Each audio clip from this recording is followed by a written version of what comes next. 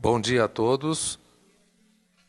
Eu sou Gildo Magalhães e gostaria de, em nome do Instituto de Estudos Avançados e do Centro de História das Ciências da USP, agradecer a presença de todos e dizer que hoje temos uma interessantíssima conferência do professor Luiz Antônio Bittar Venturi, que é professor titular do Departamento de Geografia na Faculdade de Filosofia, Ciências e Letras Humanas da USP, e o professor Luiz Antônio Venturi tem uma trajetória de muitas viagens. Ele esteve no Oriente Médio, ele fez pós-doutorado na Inglaterra, é membro de Instituto Hidrológico na Turquia, e ele viaja muito, inclusive para vir de casa até aqui, né, professor? Mas ele tem um passado de mais viagens ainda, quando ele trabalhou em companhia aérea e fez... Isso. Está vendo? A geografia e a Air France estão muito interligadas. Então, nós temos o prazer de anunciar essa conferência do professor Venturi sobre exatamente o recurso da água, em que ele vai fazer comparações entre o Oriente Médio e o caso brasileiro. Com vocês, professor Venturi. Muito obrigado. Acho que tem um microfone.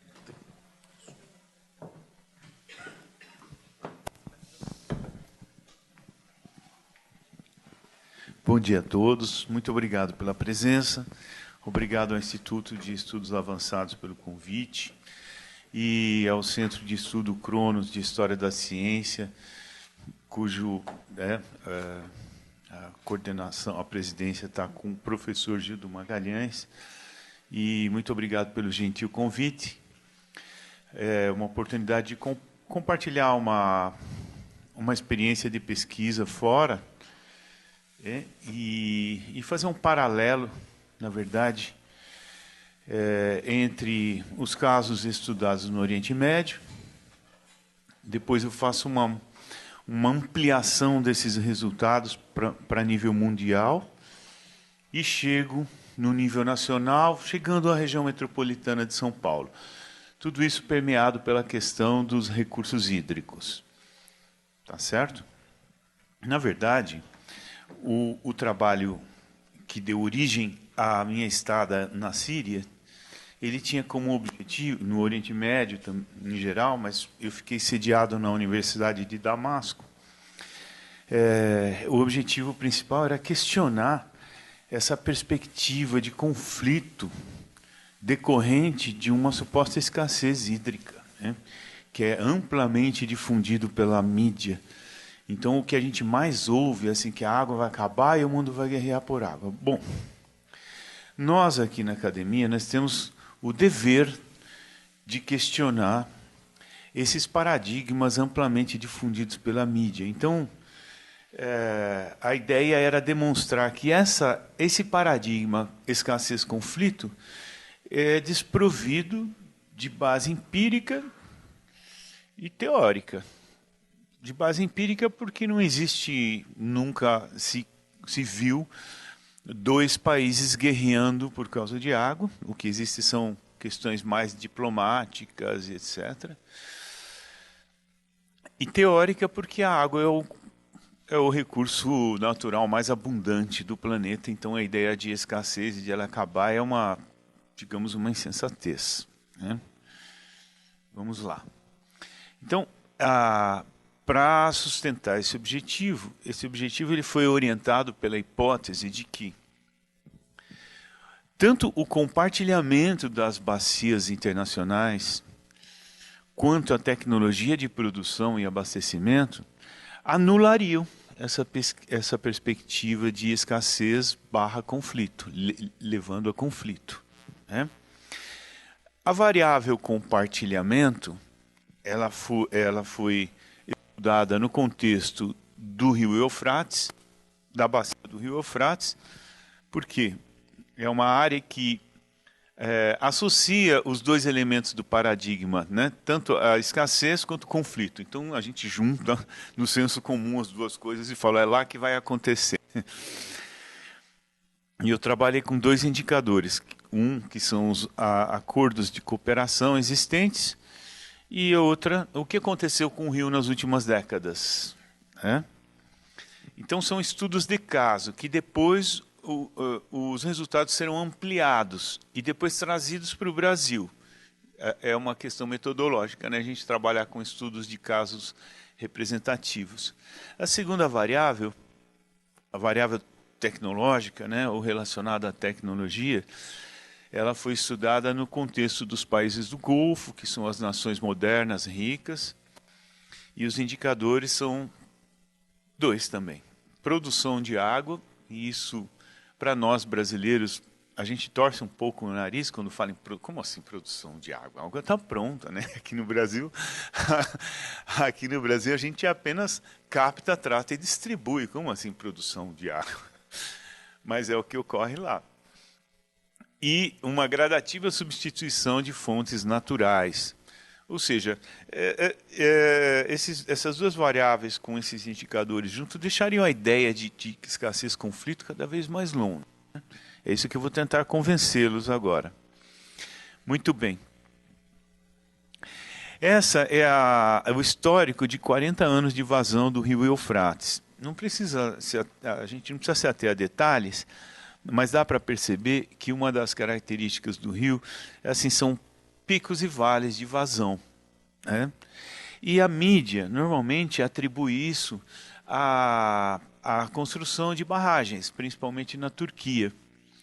Né? E aí, a gente situando as barragens e a inauguração dessas barragens nessa sequência de dados, a gente vai ver que não é bem assim. Por exemplo, aqui, a barragem de Ataturk, que é a maior de todas, ela foi concluída em 92.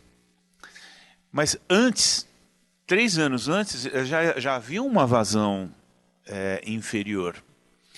E eu não posso começar a encher uma barragem antes dela terminar de ser construída.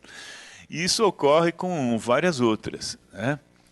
E então, qual é a razão explicativa? Qual seria a razão explicativa? E vejam que todos os anos, com exceção de alguns anos, de fato de barragem, o protocolo de Damasco funcionou, porque o protocolo de Damasco ele assegura 500 metros cúbicos de vazão da Turquia para a Síria. Então, quando isso não ocorreu, como agora não vai ocorrer provavelmente, porque eles estão enchendo uma barragem nova, que é a Ilissu, então provavelmente ele baixa um pouco, no ano seguinte volta ao normal, porque as barragens elas têm um limite de armazenagem que não pode ser ultrapassado. Então chegou naquele e elas são preenchidas uma só vez e o rio continua fluindo ininterruptamente. Né? Então a história de que uma barragem pode secar um rio e deixar a Síria e o Iraque sem água, essa história ela não é verdadeira, porque as barragens têm seus limites de armazenamento, né? A partir do qual ela corre até perigo de... Então, a gente buscou, nesse mesmo período, nós buscamos dados climáticos e descobrimos que há uma correlação muito mais forte entre os índices de precipitação nesses 40 anos, dá para perceber uma certa semelhança? Com fatores naturais do que com as próprias barragens, com índices pluviométricos. E aí eu pedi para um hidrólogo fazer as análises estatísticas, que eu não sei fazer direito, e ele fez todas aquelas fórmulas lá e, de fato, ele comprovou esses índices de relação. É uma variável, é uma sequência constante, nada mudou significativamente nesses 40 anos. Certo? E aí eu fui atrás de mais dados também. Esses dados foram produzidos lá, né, pelos anuários estatísticos oficiais da Síria. Depois, o inventório de águas compartilhadas da Ásia Ocidental, da Unesco,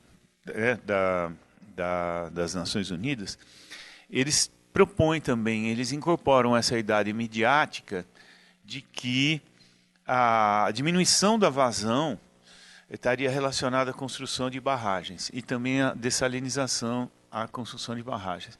Mas olha os dados que eles apresentam. Esse 1938 a 73, a vazão em Jarablus, que é a fronteira da Turquia é na Síria, mas na fronteira da Turquia, a vazão era de 30 bilhões de metros cúbicos. E neste mesmo período, 38 a 73, em Rendia, que é no Iraque, a vazão era de 19,8, ou seja, essa diminuição de vazão ela já existia naturalmente, porque esse é um período anterior a qualquer barragem, a qualquer projeto grande de irrigação. Então, isso é uma demonstração cabal de que essa é uma tendência do rio, uma tendência natural. Por quê? Porque aí a gente faz uma análise, fazendo uma análise geográfica da paisagem, a gente vai perceber que o rio nasce nos planaltos da Anatólia, que são cobertos de neve, tem vários afluentes, um índice pluviométrico muito alto, vejam em azul. Depois ele entra aqui na Síria, que já começa a entrar em ambiente desértico, e aí ele só tem 3 tributários, mas tributários assim, se você correr e pular, você chega na outra margem. E veja o índice pluviométrico, a precipitação, já diminui. Até entrar no Iraque, que é um deserto total mesmo, com 50 milímetros de precipitação por ano, nenhum afluente mais. Então vai isso tudo explica, por exemplo, eu tenho uma menor precipitação a jusante, menos tributários, maiores temperaturas, portanto maior evaporação a jusante, e também uma maior necessidade de irrigação aqui. Então tudo isso explica essa leve diminuição. Ela não é muito grande, essa diminuição. Ela existe sim, mas ela é natural. É isso que eu quis provar. Então o compartilhamento ele tem funcionado. E essa diminuição não se deve às barragens. E os dados mostraram isso. Bom, também em relação à qualidade da água, que a Unesco, as Nações Unidas associavam às barragens e aos projetos de irrigação, também é uma tendência natural o aumento da salinidade, conforme a água vai entrando num deserto. Porque a cada vez que a evaporação é maior do que a precipitação, a água se torna salina, porque na evaporação os sais não vão juntos. É o que acontece no Nordeste, por exemplo. Os teores de sal nas águas do Nordeste eles são bem altos. Por quê? Porque lá a evaporação as taxas de evaporação são maiores do que as de precipitação. Então vai acumulando sal no solo e nas águas subterrâneas, naturalmente. E é engraçado que quando a gente pega isso aqui,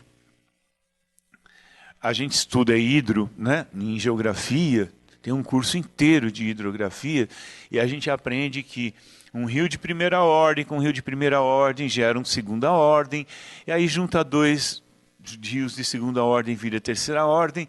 Ou seja, há uma lógica que a jusante, a tendência é aumentar o volume de água. E a gente tem esse modelo na cabeça. Quando você vai para um ambiente completamente diferente, você vê que esses modelos que a gente tem aqui do mundo tropical não servem. Porque o rio está perdendo água ao jusante e não ganhando água a jusante. Por causa dos aspectos geográficos. Ele está entrando no ambiente deserto. Aliás, tem rios, como na África, o Cabongo lá, que ele some no meio do continente. Assim. Então essa lógica tropical, de junta um rio com outro, aumenta a vazão, junta um rio com outro, aumenta a vazão, não funciona lá. Muito bem. Aqui tem alguns dados empíricos, né? Porque fazer pesquisa em geografia sem campo não dá. O mundo é nosso laboratório, né? Então, tem que ir lá e ver tudo o que acontece com o rio. Então, desde a fronteira com a Turquia, aqui, esse aqui era o rapaz que me conduzia, graças à FAPESP, eu tinha dinheiro para alugar. Eu tinha dinheiro para ir a lugares onde não há transporte, então tinha que alugar carro, com motorista. Eu pude percorrer a bacia do Eufrates inteirinha, do começo ao fim, assim, cruzando várias vezes. Aqui, Médio Eufrates, na cidade de Raqqa, entre Raqqa, que foi durante um tempo aí a capital do Estado Islâmico, né? Deir ez-Zor, aqui Deir ez-Zor também, aqui as mulheres transportando água. E mais a jusante, Abu Kamal, que já é próxima à fronteira ao Iraque. E aqui na cidade de Hilla, que é Babel, província de Babel, a chamada Babilônia, né? É o sul do Iraque. Vejam, o rio é praticamente o mesmo do começo ao fim. Cadê a secura, né, que a mídia fala, o Iraque vai ficar sem água? Não, isso aqui é a cidade de Hilla. Aliás, e num período em que a vazão ainda não era das maiores, porque quando derretem as neves da Anatólia, começa a vazar, lá por abril, né, que tem o derretimento das neves na Turquia, aí a água, o rio Eufrates é um rio interessante, porque ele, ao mesmo tempo, ele tem picos muito altos de inundações, e depois períodos de estio. Ele é um rio muito irregular, e as barragens ajudam a regular. As barragens ajudam num período de estio, soltar mais água, num período de perigo de inundação, segurar mais água. Muito bem. Vejam aqui o Eufrates, em 1920, na cidade de Deir ez-Zor. Aqui é uma ponte apontando para essa ilhazinha aqui, certo? Eu tirei a foto, mas é exatamente o mesmo rio. Em 1920 ele era exatamente o mesmo rio do que é hoje. Aqui algumas outras fontes sírias, né, que abastecem a cidade de Damasco, a maior represa da Síria, que é a Al-Assad, que com dinheiro russo, em que a Síria é um aliado da ex-União Soviética e agora da Rússia. E aqui o rio Barada, que corta Damasco. Vejam, tem uma época que tem tanta água, que eles têm essa comporta aqui para fazer a água sair de lá para não inundar. Bom, resultados parciais. A variável compartilhamento, né, da bacia do Eufrates tem sido cumprido o protocolo de Damasco desde a sua criação. Isso a gente comprovou. Ou seja, ele funciona. O rio apresenta vazão regular, com tendência a leve diminuição, desde sempre. Desde muito antes das barragens, desde 1938, que tem as medidas, até hoje, não houve nenhuma mudança significativa na vazão e nem na qualidade da água do rio. Tá? A qualidade se mantém, embora com o aumento da salinidade ajusante, que é um fato natural. Qualquer rio que entra num deserto vai acontecer isso. E os fatores naturais, portanto, explicam de forma muito mais eficiente essas tendências, né, do que as intervenções antrópicas. Chegando à segunda variável, que é a tecnológica, eu queria mostrar para vocês a evolução da produção de água dessalinizada nos Emirados Árabes Unidos. Essa coluna maior aqui é água dessalinizada. E essa menor aqui é água de fontes naturais. Eles estão, para dizer um português bem claro, não dando a menor importância para fontes naturais mais. Porque a demanda é crescente e as fontes são ínfimas e estão se exaurindo. Então veja aqui no ano de 2005, 99,29% de toda a água utilizada nos Emirados vinha do mar, né? Via processo de dessalinização. E os Emirados não só, mas o Catar é o país mais árido do mundo, né? Não tem nada absolutamente de água, tudo lá é dessalinizado. São países que têm uma disponibilidade hídrica menor do que 100 metros cúbicos por habitante por ano. Ou seja, é bem menos do que a ONU recomenda.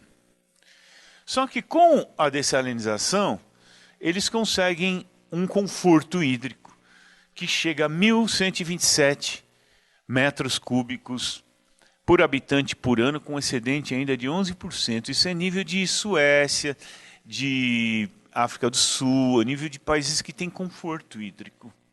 Só que isso é obtido artificialmente através da dessalinização. Então, cada país, toda a Península Arábica, ele é pontuada por usinas de dessalinização e não há o que disputar ali. Cada um resolve do seu jeito e a ideia de conflito ela meio que se anula. Não tem um rio assim para ser disputado entre um país e outro, uma bacia. Não tem. A escassez é tanta que não há o que ser disputado. Então a ideia de conflito não existe em relação à água. Cada um resolve da sua maneira. Esse é a demanda, da demanda de água em Dubai. Esse é um bairro de Dubai que se chama New Dubai.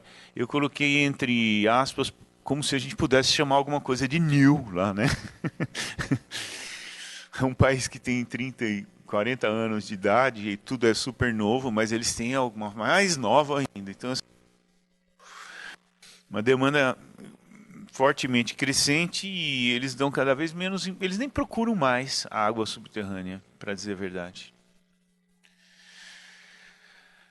E vejam, um país com uma disponibilidade natural hídrica de menos de 100 metros cúbicos por habitante por ano, parece um paraíso das águas. Parques temáticos, pistas de esqui dentro de shopping center, é uma Disneylândia da água, né? O país inteiro é super florido e gramado e campos de golfe. Parece que você está no paraíso das águas, assim. E tudo isso regado, que o Max Sorre, aquele geógrafo que nós tanto gostamos, ele já propunha irrigação mais eficiente por tubos furados por baixo da água para evitar a evaporação, né, para aumentar a eficiência. Então, todos esses jardins, todos esses gramados, todo tem redes de tubos perfurados por baixo para manter a irrigação. E essa é uma usina na Arábia Saudita. A Arábia Saudita consegue produzir 1 milhão de metros cúbicos de água potável por dia. Ou seja, não dá nem para armazenar. É como se abríssemos as torneiras do oceano. E isso faz com que a gente tenha que rever, nós voltando de lá, nós fizemos uma enorme de uma revisão conceitual, porque as nossas concepções e as definições em relação aos recursos hídricos não servem mais. A realidade empírica, socioeconômica e tecnológica, ela evolui muito mais rapidamente do que os nossos conceitos teóricos. Então a gente vai correndo atrás. Vai passando o tempo, os nossos conceitos vão perdendo a acurácia e a gente tem que ir atrás para tentar ajustá-los às novas realidades. E é isso que a gente fez. Eu vou mostrar para vocês. Agora, só um dado curioso, que dos países do Oriente Médio, vejam, os que têm mais água, que é Síria e Iraque, por causa dos rios Tigres e Eufrates e Orontes, etc., são os que têm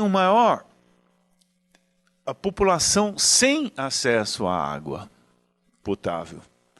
E os países com menos água, menos de 100 metros cúbicos, menos de 100, eles têm menos de 10% da população sem acesso à água potável. Ou seja, ter acesso ou não à água potável é muito mais uma questão de gestão do que da disponibilidade do recurso hídrico mesmo, né? E a gente vai ver que isso ocorre no Brasil também. Eu vou fazer o seguinte, agora a gente vai expandir para a realidade mundial, planetária, depois chegamos no Brasil e encerramos com São Paulo, tá bom? Não vou me demorar muito, não. Então, também em relação à variável tecnológica, a tecnologia resolve o problema de abastecimento, está cada vez mais eficiente e mais barata, com um uso crescente de fontes de energia inesgotáveis. Existem usinas pelo mundo, na Austrália, que funcionam exclusivamente com energia eólica. Então você junta uma energia inesgotável, que é eólica, com água do oceano, que é inesgotável, você tem que rever os seus conceitos. E se há 10 anos atrás eram necessários 15 quilowatts de energia para produzir 1 metro cúbico de água, quando eu fui em 2012 visitar uma usina em Oman, eles já estavam gastando apenas 3,5 quilowatts para o mesmo metro cúbico. Então a tecnologia ela é assim. Ela começa cara, difícil, depois ela vai se tornando cada vez mais eficiente, cada vez mais barata, e hoje até a faixa de Gaza tem projeto de dessalinização. Até países pobres, até Iêmen, até, sabe, se torna muito mais acessível. E existe esse, olha, Middle East Desalination Research Center, que tem sede em Muscat, em Oman, que quando eu visitei, eu falei, puxa, eles unem as duas variáveis da minha hipótese. Porque eles fazem pesquisa em cooperação. Então a questão do compartilhamento e da tecnologia estão juntos lá. Lá tem israelenses, palestinos, sírios, indianos trabalhando com nanotecnologia. Você vê gente do mundo inteiro em cooperação, trabalhando em projetos para tornar mais eficiente e mais barato esse processo.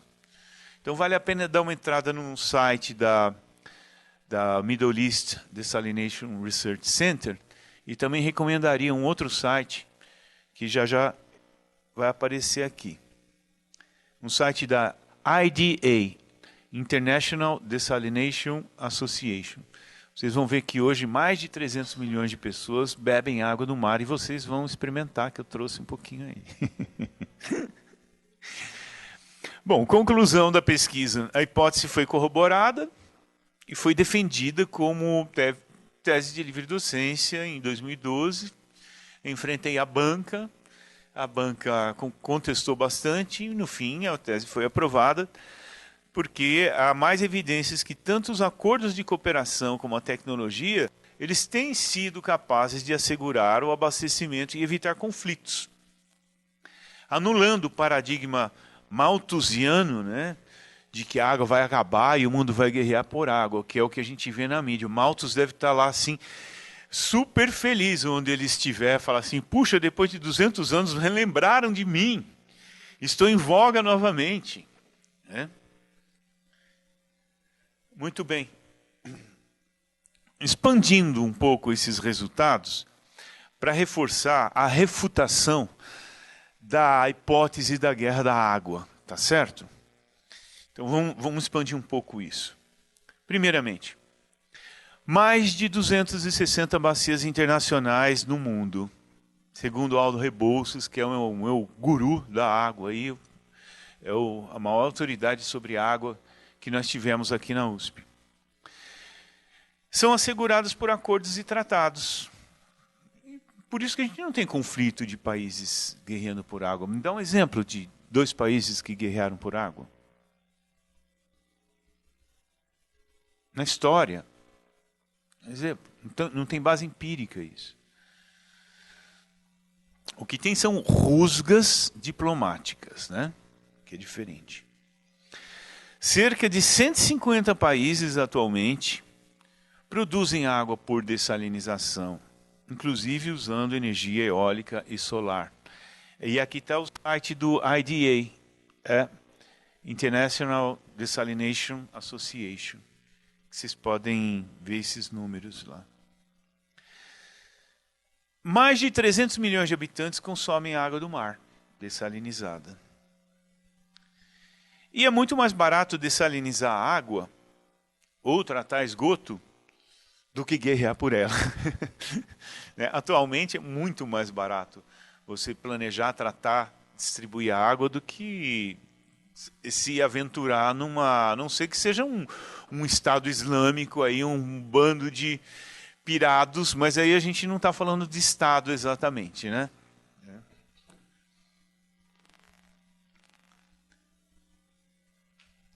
Vamos lá.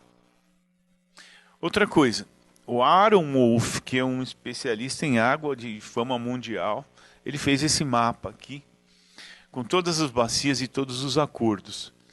E esse -7 aqui é guerra formal. Ele fez um enorme levantamento de dados de todas as bacias e todos os acordos. -7 é guerra formal, olha o -7 aqui. 0. É só para confirmar com outros dados a inexistência até agora. E mesmo, eu diria assim, mesmo que amanhã a Turquia, que está preenchendo lá a barragem de Ilissu, a barragem seja bombardeada, isso não anula todo esse resultado, porque são 260 bacias internacionais. Uma bacia que haja conflito não vai ser a regra, vai ser a exceção. Um outro argumento que anula a perspectiva de que a água vai acabar é dado pelo ciclo hidrológico, né? Essa figura mostra que de toda a precipitação na Terra, de toda a evaporação, se eu pegar toda a água que está na atmosfera agora, 86% evaporou dos oceanos e 14% dos continentes. Tudo bem? Agora, se eu pegar toda a precipitação que ocorre num período, 22% vai precipitar nos continentes e 78% nos oceanos. Isso quer dizer o quê? Quer dizer que pelo ciclo hidrológico e por essas correntes de advecção, nós temos uma recarga, um superávit de 8% contínua nos continentes. Ou seja, não há como a água acabar, porque o nosso grande reservatório de água doce são os oceanos. De onde vem a água dos continentes? Que, né, no ensino fundamental a gente aprendia que vinha das rochas, as rochas brotavam água. Mas a gente sabe que, né, toda a água que existe no continente ela veio via evaporação e precipitação e infiltrou nos aquíferos, tá, nos rios. E é exatamente por causa desse, olha, tá vendo? Evaporou 14, precipitou 22. Exatamente por isso que os rios não secam, os lagos não secam. Que mesmo que fique um tempão sem chover, o rio vai estar desaguando água no oceano ininterruptamente. Tá? E mesmo que a gente pensasse, né, quando eu falo que a água é inesgotável, mas professor, eu estou pensando só na água doce, que é a que eu bebo. Eu falo, tudo bem, eu não posso fragmentar a análise geográfica do ciclo hidrológico. Porque se eu considerar só água doce, eu vou ter que considerar que o rio, quando deságua no mar, a água está se destruindo. Não, de onde que essa água doce vem? Então não dá para você fragmentar e falar, eu só quero essa parte do ciclo hidrológico, o resto eu não quero. Não dá para pensar assim. Né? E tem mais um dado também, né? O mesmo volume de água que existe hoje na Terra é exatamente igual a 2 bilhões de anos. Ou seja, de 2 bilhões de anos para cá, o volume de água não aumentou nem não diminuiu. Por quê? Porque todo o uso que a gente faz da água é não consumtível, ou seja, a água não se consome. A água que você bebe, ela não se consome, ela volta para o sistema. A água que você irriga, ela volta para o sistema. Não há destruição da molécula de água. A mesma molécula de água que molhou a testa de Jesus Cristo quando ele foi batizado pelo João Batista lá no Rio Jordão, pode de repente cair na sua testa aí na hora que você tomar chuva. Ela está só mudando de lugar, de estado, por isso que as quantidades não mudam. E por isso que é equivocado chamar a água de recurso renovável, porque não há reposição de estoques. A quantidade é a mesma, sempre. Tá? Então, a água é um recurso inesgotável, naturalmente reciclável, reprodutível nas usinas de dessalinização, porque a gente acelera os processos naturais para aumentar a produção e atender às demandas. Tá bom? Vamos chegar ao contexto nacional. Agora, é chocante. Preparem-se emocionalmente. E a professora Palheta está aqui, eu gostaria de agradecer a presença dela. Ela foi minha professora de Amazônia no curso de Geografia, quando eu era estudante da graduação, e ela está nos dando a graça da presença dela praticamente diária no departamento. E o que eu vou mostrar aqui tem muito a ver com o Amazonas, mas assim não é exatamente um dado bom, professora. Veja só. O Brasil tem as maiores reservas de água doce superficiais e subsuperficiais do mundo. Tudo isso a gente sabe, né? Só de superficial são 12%. Nós temos os 2 maiores aquíferos do mundo. O maior deles é o Alter do Chão, que tem 86 mil quilômetros cúbicos de água. Água suficiente para abastecer a humanidade inteira por 350 anos. Só esse. Quer dizer, ninguém nem precisa dessa água, porque tem de água em cima na bacia amazônica. E o Guarani, com 45 mil. Então nós temos as maiores reservas. Como falar em crise hídrica aqui? Mesmo aqui no Sudeste, que é a região mais úmida do Brasil, depois da Amazônia, em termos de precipitação. Como assim? Vamos ver. Ocorre, porém, mais uma vez eu invoco o professor Aldo Rebouças, que faleceu há alguns anos atrás. Ele escreveu O Paradoxo Brasileiro na revista Le Monde Diplomatique. Vale a pena vocês procurarem esse artigo e ler. O paradoxo brasileiro é isso. Você tem um país mais rico em recursos hídricos, com alto índice de doenças e mortalidade infantil relacionada à falta de acesso à água de qualidade. E agora veja esse mapa da Agência Nacional de Águas. Olha, o vermelho indica menos de 40% da população atendida por água potável. E a gente vai reparar que o menor acesso à água potável no Brasil está exatamente na região onde há mais água no mundo.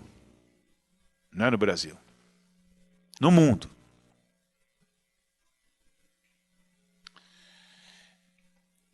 E aqui eu ia comparar o caso da região metropolitana, que é a segunda região mais úmida, com o caso de Damasco, né? Eu sempre conto essa história. Quando eu estava lá, eu aluguei um apartamento no centro, e aí na cozinhinha tinha 2 torneiras.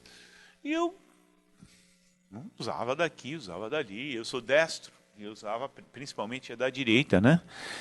E aí depois de um mês, mais ou menos, o proprietário, que era um senhor Salim, que me visitava periodicamente, depois de um mês ele falou: "Ai, seu Luiz, eu esqueci de avisá-lo que a água dessa torneira direita aqui não é para beber, não é para fazer café, não é para..." Já fazia um mês que eu estava usando aquela água, porque eu sou dessa. Não, essa é uma água para outros usos. Como é que eu ia imaginar que um país pobre vai ter água de 2 qualidades para você promover um uso racional qualitativo, coisa que a gente não pode fazer aqui. A gente só recebe água, a mesma água que eu bebo, eu dou descarga. Quando você fala assim, vamos usar racionalmente a água Então as pessoas falam assim, como? Aí eu pergunto para os alunos, como? Eu fecho a torneira quando eu vou escovar o dente, eu fazer a barba, eu tomo banho uma vez por semana, sei lá. Ou seja, todos os exemplos estão relacionados à diminuição quantitativa, mas ninguém atenta para o uso racional qualitativo, porque não dá. A mesma água que eu bebo, eu lavo o cachorro, eu rego as plantas. Dá. O máximo que dá é uma vez por semana, quando você lava a roupa, pegar aquela água e jogar no chão e falar assim, estou fazendo a minha parte. Mas é mínimo isso, né? E a gente não tem infraestrutura para isso, porque eu precisaria construir outros 60 mil quilômetros de tubulações para fornecer água de reuso para as residências, porque elas não podem vir na mesma tubulação. E lá na Síria, você vê, morei lá, nunca faltou água na minha torneira. Eles têm muito menos água do que aqui. Aqui eu moro, Itapecerica da Serra, Alto Cotia, está sempre cheio de água, Guarapiranga cheio de água. E falta. Como assim falta? Como falta? Não existe crise hídrica aqui em São Paulo. A gente vai chegar lá. O que existe é crise de gerenciamento hídrico, né? Vamos lá. Sudeste. Comparem. Agora eu dou umas incursões na geografia aqui, né? A costa brasileira com a costa do Chile, hiperárida. Costa da Namíbia, muito mais árida. Olha, inclusive as areias do deserto. Né? Por quê? Porque a terra gira da esquerda para a direita. E a gente tem a sorte de ter o litoral voltado para o Oriente. Portanto, a gente recebe continuamente umidade dos oceanos. Coisa que não ocorre nos países que estão com a costa voltada para o Ocidente, para o Oeste. Tudo bem que tem as correntes aqui de Humboldt e aqui de Bengala que ajudam a promover essa secura. Mas basicamente é isso. Isso aqui é contínuo, isso aqui nunca vai acabar. É a segunda região mais úmida do Brasil, como eu disse. Agora olha o contexto do estado de São Paulo. Rapidamente, já estou terminando, tá? Já está acabando. Não dá para ver, mas dá para ver que é um tomzinho azul claro, né? De tanto rio, a densidade de drenagem, depois tentem chegar perto, para vocês verem a densidade de drenagem do estado de São Paulo, é impressionante. Mal dá para distinguir. Depois aqui os aquíferos. Há vários aquíferos sobrepostos. Tem o Guarani, tem o Serra Geral, tem o Bauru, tem o Tubarão, tem o Taubaté. Nossa, tem aquífero que não acaba mais. De altíssima qualidade. Porque olha o mapa da qualidade da água subterrânea de São Paulo. Porque daqui para cá é tudo sedimentar. E o aquífero sedimentar, que é de porosidade intergranular, ele é filtrante. Então a água infiltrou ali, ela é limpa. Uma água poluída atravessou 10 metros de arenito, ela já fica completamente limpa. E aqui na região metropolitana, eu digo a vocês, são poucas as metrópoles que eu conheço que dispõem de tanta água, tanto em termos de sistemas de reservatórios, que nós temos aqui, todos esses, Cantareira, Alto Cotia, Rio Claro, Rio Grande, que todo mundo conhece, além de diversos rios, o Rio Tietê. Não pode usar o Rio Tietê, por quê? Qual é o problema da crise hídrica de São Paulo? É muito simples. Muito simples. Nós não somos capazes de parar de poluir. 2, não somos capazes de tratar essa água em volume e velocidade suficiente para colocar na rede. Porque tanto faz se a Guarapiranga está com 60% ou 110% de água, isso tanto faz. O que é determinante é o quanto eu consigo limpar para colocar lá. Porque ela pode estar transbordando, mas a minha capacidade de purificar é X, é só aquele X que eu vou usar. Tá certo? Então é um problema muito mais de gerenciamento. Não dá para conceber crise hídrica. Crise hídrica natural, ela na verdade, conceitualmente, ela não existe. O que existe são regiões com escassez hídrica natural. Agora, se uma população se estabelece em uma região de escassez hídrica natural e não é capaz de assegurar o seu abastecimento, isso é um problema social. Porque habitar aqui ou ali é uma determinação social. Então não existe. O que existe é escassez natural. Crise é um conceito social. Aqui a gente tem, além dos 6 sistemas, o Rio Tietê, o Rio Pinheiros, o Rio Tamanduateí, Aricanduva, Embu-Mirim, Embu-Guaçu, Cotia, etc. E, atenção, a represa Billings, com cerca de 1,2 bilhões de metros cúbicos de água, que poderia sozinha abastecer quase 5 milhões, eu coloquei mais de 5 milhões, mas não, são quase 5 milhões de pessoas, só a Billings, com o volume de água que ela tem hoje. E quanto que a gente usa dela? Nem 1/3. Por quê? Porque ela continua recebendo 800 toneladas de esgoto por dia e 500 de lixo por dia. E aí eu tenho um enorme reservatório que é maior do que todo o sistema Cantareira, completamente subutilizado. E aí vem alguém e fala que faltou água porque choveu pouco. Então, gente, nós temos os inimigos públicos número 1, né? Que o primeiro lugar é São Pedro, que a gente vai começar a ouvir falar dele agora. E vai faltar água porque choveu pouco. Está chovendo aí. Não, tá chovendo. Não foi porque poluímos e não conseguimos tratar. Porque assoreamos. Não, foi porque choveu pouco. Como se nós vivêssemos numa sociedade primitiva que só tem água que se chover.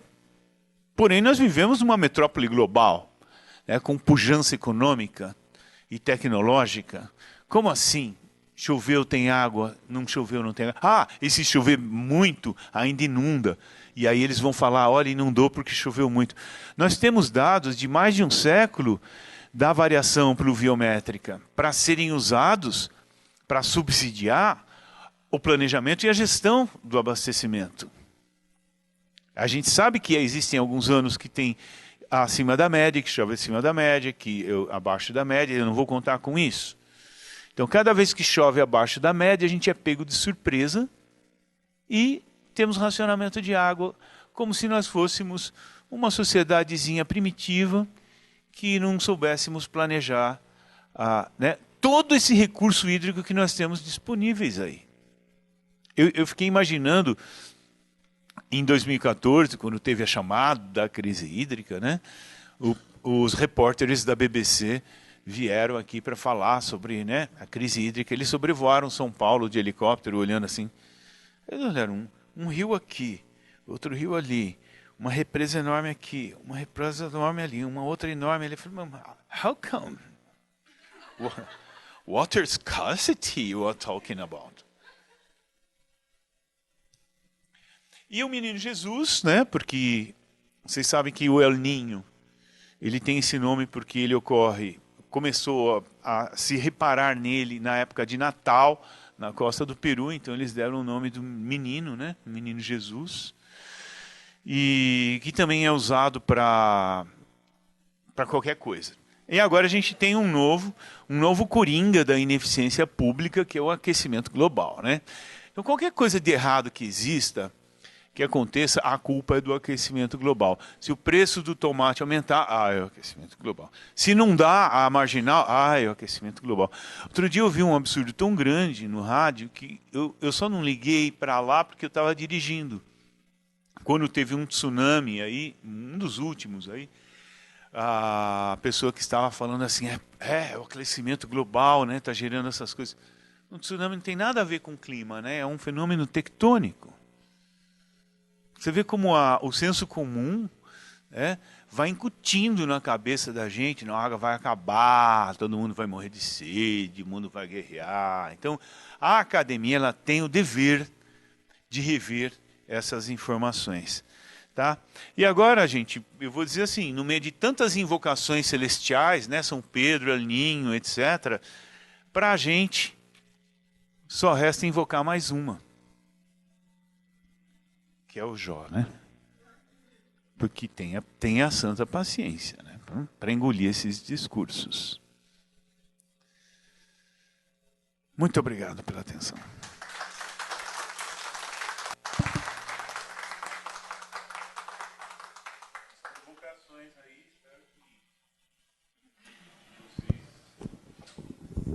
Bom, depois desta lavada, né, que o professor Luiz deu nos catastrofistas de plantão, vamos abrir para comentários, perguntas. Obrigado. Eu gostaria, por favor, Angélica, se alguém quiser experimentar a água do Mar Vermelho, tá?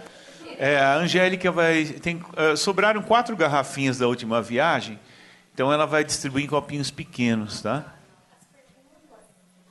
Pois não, Nós vamos fazer de conta que é uma cachaça dessas bem caras. Pronto. Quem gostaria de fazer comentário? Eu. Tá. Professor, muito obrigada. Você pode se identificar? Eu sou a Mariana, eu sou estudante de engenharia ambiental. Eu tenho um projeto chamado Seu Lixo Meu, que justamente vê toda essa parte de contaminação. Seu Lixo Meu. E a gente tem estudado muito sobre, por exemplo, contaminantes emergentes, os agrotóxicos que são lavados pela chuva. A Sabesp, por exemplo, apesar dela ser uma responsável pelo tratamento, você tem áreas que esse esgoto está jogado em natura, né? Isso é fato. E ela não retira, por exemplo, fármacos da água. A gente tem, que é outro problema. A gente tem, por exemplo, áreas que podiam ser de recarga sendo desmatadas. A gente tem o cerrado em cima do aquífero, mas sendo destruído, que também vai ter um outro problema lá futuramente. O senhor me corrija se eu estiver errado. Então, eu acho que na cabeça da população existe um conceito errado. Uma coisa é disponibilidade de água e a outra coisa é crise. A gente podia chamar até de crise político-socioambiental, digamos assim, porque o que o senhor deixou hoje na minha cabeça a gente só não tem acesso à qualidade de água porque a gente não tem competência política e econômica. O recurso está aí. Mas tem todas essas contaminações hoje em dia, né? A gente tem aqui em Santos as crianças crescendo no esgoto, né? Assim, um problema de anos sendo ignorado. Então, assim, como que a gente começa a discutir isso de uma forma que eu possa passar para um público leigo? Porque eu acho perigoso a gente também falar que tem água em abundâncias com todos esses problemas socioambientais. É uma pergunta interessante. Toda vez que eu falo em escolas, algum professor fala assim: professor, não é perigoso falar que a água é um recurso inesgotável e tal? Fala assim, a gente não educa pelo medo, né? Vou mentir para eles que a água vai acabar? Não, a gente educa, fala assim, vai faltar água na sua torneira, mas você tem que saber por que vai faltar. Vai faltar água limpa porque nós não somos capazes de despoluir, parar de poluir e despoluir. É por isso.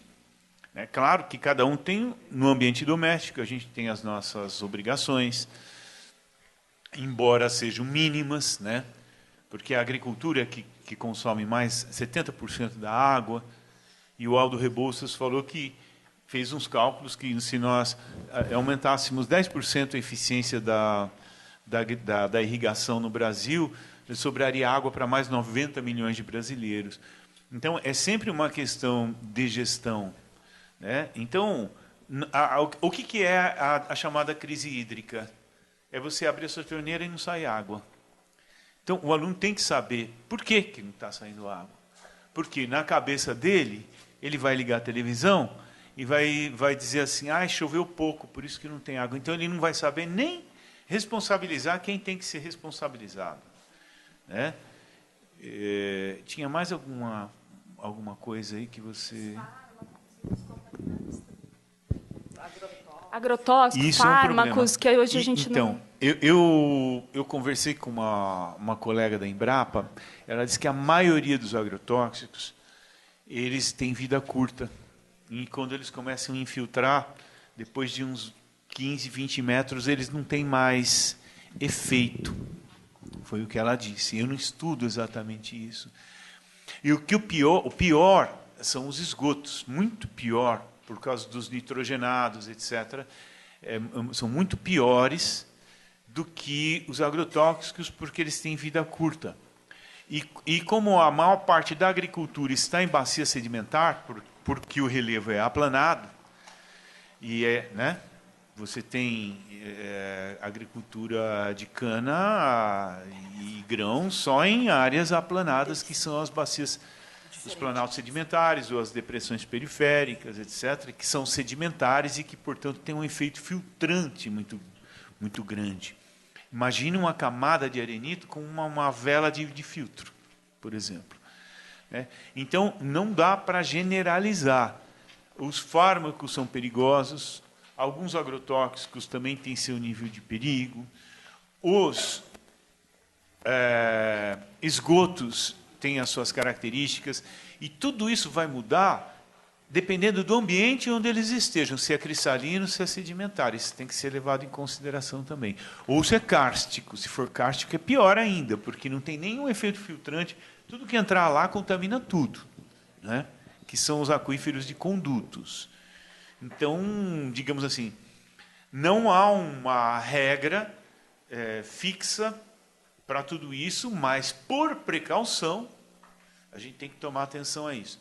Toda a área da depressão periférica de São Paulo, que começa ali em Sorocaba e vai até praticamente Botucatu, são áreas em que as camadas do arenito estão expostas, por causa do escavamento, do que o Aziz chamava de circundenudação da bacia. Então, todas as camadas ficam expostas, e é por ali que entra a água, a recarga dos aquíferos, mas é por ali também que pode entrar poluentes. Então, tem que estudar bem os casos, né? É assim. Nada. Mais alguma pergunta, comentário?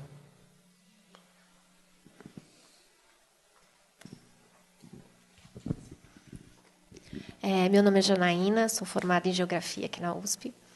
Inclusive, Você foi aluna, não foi? Estudei com você em recursos minerais. E eu queria entender como você vê, sendo um pouco malthusiana, inclusive, a questão desse estoque de água que a gente tem aí há 2 bilhões de anos, mais ou menos estável, e a questão do aumento populacional, se há um conflito em relação a isso. Olha, é uma pergunta interessante também, porque nos faz refletir sobre a pequenez da humanidade. Nós temos 7 bilhões e 600 mil. Isso foi atingido em 2016 ou 2017. 7 bilhões e 600 mil habitantes na Terra. Se você pegar um quadrado de 100 quilômetros de lado, ou seja, daqui para Jundiaí, um lado, depois outro lado, outro lado, outro lado, você coloca a humanidade inteira ali dentro. Não dá as dimensões. O ser humano é muito arrogante. Ele acha que ele vai destruir o planeta. Ele não tem como. Ele pode até destruir a vida, sei lá, uma bomba aí, mas o sistema Terra ele não destrói. Ele não destrói. Vai se recuperar, vai. Agora, as quantidades de água que existem. Tem um autor norte-americano, Camp, que ele fala o seguinte: só as águas atmosféricas já seriam suficientes para abastecer esse quadrado aí de 100 por 100. Que é o que o programa Cisternas, que existia há uns anos atrás, não sei se foi, né? Se ainda existe, fazia, abastecia as pessoas só com águas atmosféricas. Então, é muita água. Os arautos do Apocalipse, eles chegam e dizem assim: tudo bem que tem muita água, mas só 0,03% está na forma líquida disponível em rio e tal. Mas eles não dizem quanto que é esse 0,03% em termos de volume. É muito, muito mais do que a capacidade humana de usar.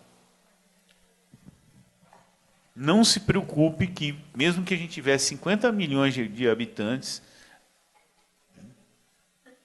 bilhões,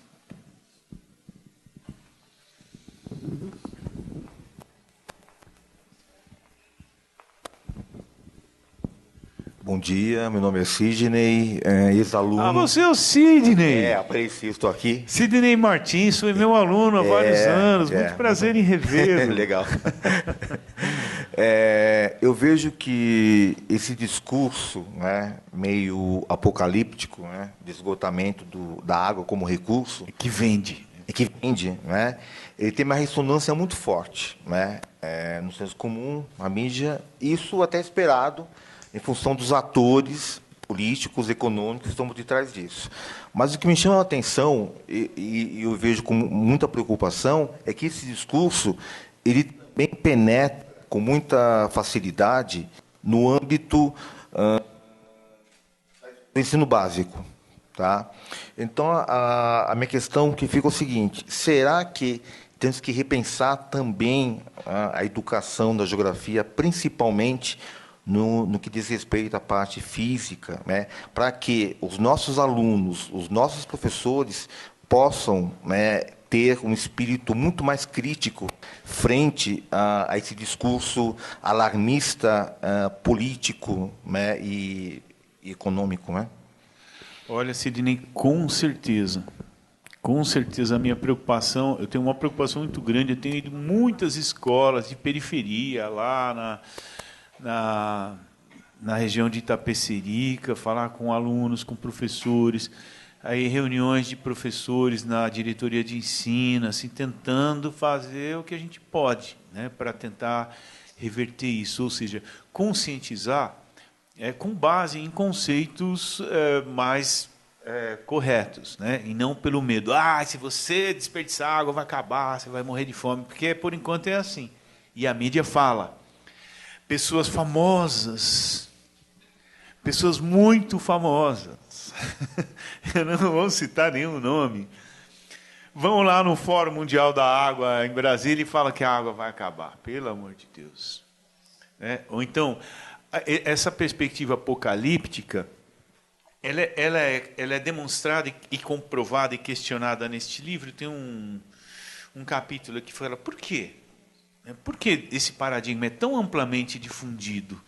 Tudo isso que eu falei e essas pesquisas, elas estão nesse livro aqui, Água, o Fluxo da Paz, né? No Oriente Médio, o Fluxo da Paz. Porque vende. Eu entrevistei alguns donos de jornais, tanto nacionais quanto estrangeiros, que dizem a notícia ruim vende, a notícia boa não vende. Então, a gente se você falar que o mundo vai guerrear por água, vai vender muito mais, o livro vai vender muito mais. Então, tem essa questão, digamos, de interesse comercial, de vincular informações que vão vender mais. Essa é uma questão.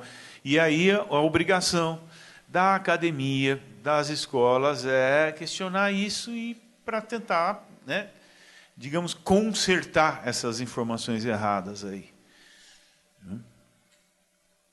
Eu ia falar mais alguma coisa sobre...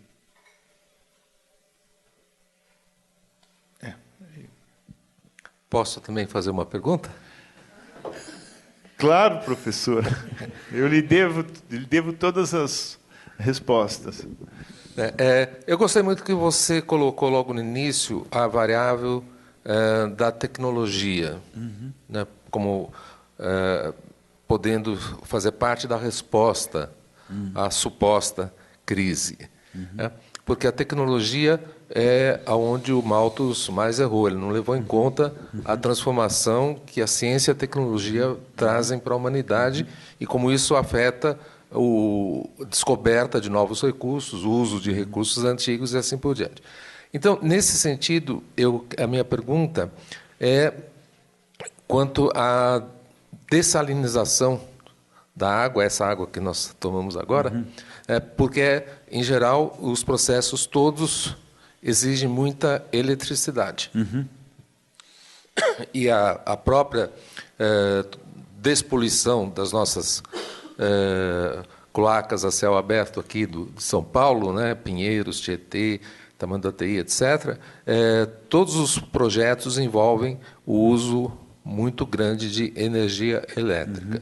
E nós precisamos ter tecnologia para poder limpar esses rios para poder mantê-los limpos e assim por diante.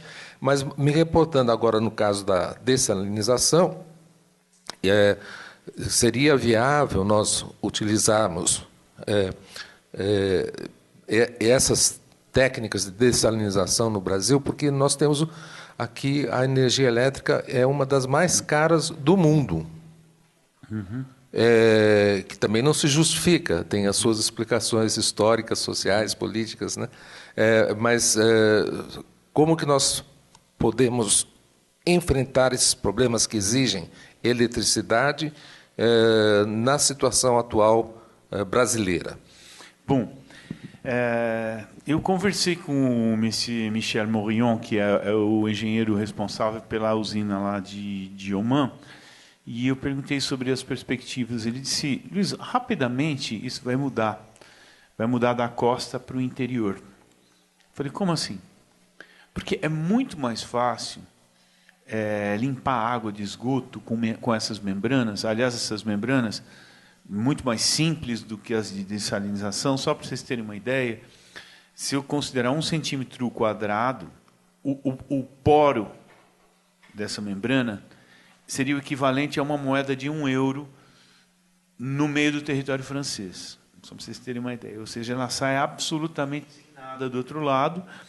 E depois o governo, por exemplo, de Oman, manda uma lista dizendo o que ele quer que coloque na água, quanto de flúor, quanto de cloro, quanto de isso, quanto daquilo e tal. Então, eles condimentam a água depois de acordo com a necessidade. Então, é ainda um processo que exige bastante energia, apesar de estar barateando e se tornando mais eficiente. Mas aqui no Brasil, professor, eu vejo muito mais vantagem usar membranas bem mais simples, que, aliás, São Carlos, já a engenharia de São Carlos, que é o novo polo tecnológico do Brasil, já tem desenvolvido membranas muito mais simples e processos muito mais simples e mais baratos para tornar esgoto potável.